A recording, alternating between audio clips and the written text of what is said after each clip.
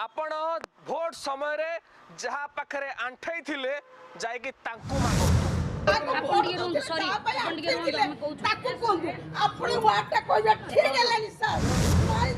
जड़े साधारण महिला अंगनवाड़ी कर्मी भारतीय जनता पार्टी सरकार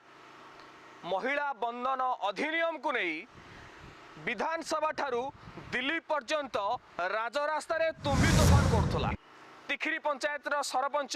चामेली ओझांकर केउ दिग प्रति सेंस। नमस्कार। बयस जेतिकी बढ़े ज्ञानर परिसीमा मध्य से हिसाब रे अनुपात भाव रे बढ़ी जाए एवं मनीष स्थान काल पात्रर ज्ञान मध्य धीरे धीरे बुझी जाए। दर्शक बंधु, गंजाम जिला कविसूर्यनगर विधायक पुरस्तमपुर ब्लॉक रे विकास धारा ओडिशार सारा भारतीय जनता पार्टी कार्यक्रम रे शताधिक महिला सम्मुख रे जड़े महिला किभली भाव में व्यवहार कले मु आपण को विस्तृत भाव में कहवा पूर्व जनवा पूर्व ए वीडियो को देखंतु।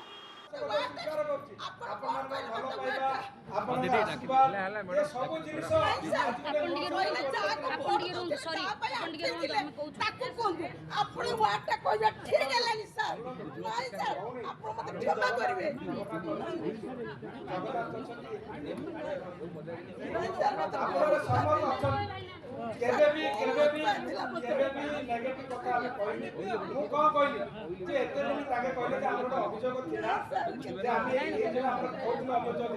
कहली एते दिन गोटे सरकार होला जेती कहली कहली हम था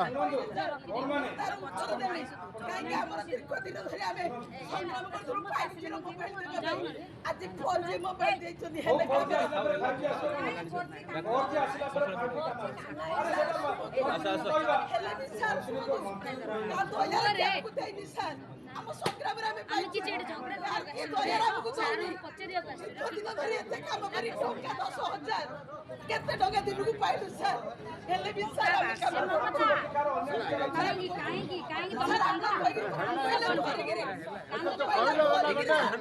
तो गडे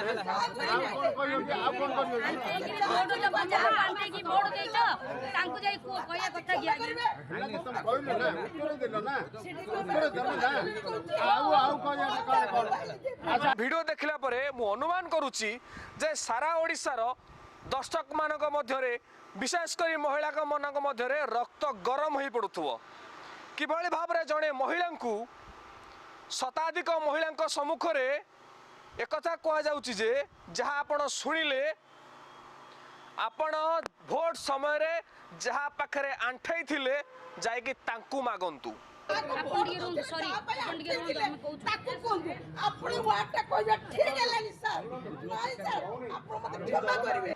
प्रताप चंद्र नायक भारतीय जनता पार्टी विधायक जड़े साधारण महिला अंगनवाड़ी कर्मी तांकू किभली भाव में व्यवहार कराउछ आज्ञा ये कौन भारतीय जनता पार्टी विचारधारा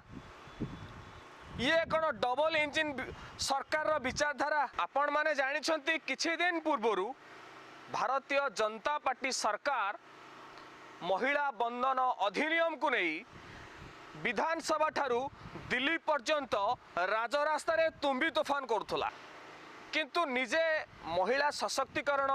महिला बंधन अधिनियम महिलांकर सुरक्षा महिलांकर आरक्षण पाई किभली भाव में गला फाटेकरी चित्कार करुले।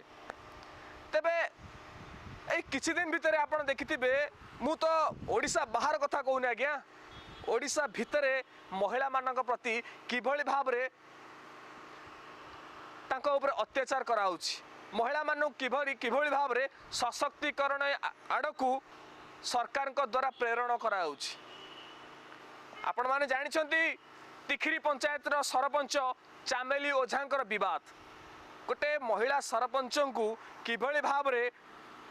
विधायक आरंभ कर नेता मंत्री आरंभ कर सरकारी दलर नेता माने एवं प्रशासन तांकू किभली भाव में घेरी जाइथिले एवं तांको ऊपर किभली अत्याचार करा जाउथला एवं सबुठु बड़ कथा होची भारतीय जनता पार्टी सरकार कौन नेता मंत्री सेठी जाई नथिले। एबे आपण मान देखुचंती जे कविसूर्यनगर विधायक प्रताप चंद्र नायक किभଳି भाबरे जणे अंगनवाड़ी कर्मी को एभଳି भाबरे व्यवहार करूछंती कोन कहउछंती आज्ञा भोट बेले जहांका पाखरे आंठेई थिले तांको पाखरे जाई गुहार करंतु विस्तृत भाबरे आपण दर्शक बंधु जणेबाकू चाहूची भारतीय जनता पार्टी सरकार को ओडिसा रे 2 वर्ष पूर्ति अवसर रे भारतीय जनता पार्टी प्रति पंचायत प्रति गाँ स्तर रे विकासर धारा ओडिशार सारा ये कार्यक्रम हाथ को नहीं से अवसर रे पुरस्तमपुर ब्लॉक रे अंगनवाड़ी कर्मी मानकू फोन वितरण करा जाउथला से परिप्रेक्षी रे विधायक मध्य से स्थान उपस्थित थिले एवं शताधिक महिला उपस्थित थिले जेते बेले विधायक समस्त को फोन देला परे जड़े महिला को बा तांका ना ममताज खुंटिया को फोन दे सारा परे कहले मोबाइल पाइला परे आपण खुशी तो किंतु महिला कहले आगे आपन तमे 5G फोन पाई अनुरोध करथिलु आपण 4G देले कथा कथा रे ममताज खुंटिया कथा कहले विधायक एई कथा सुनला परे उत्क्षिप्त होई पड़थिले एवं सीधा सीधा तांको खोला मंच रे कहले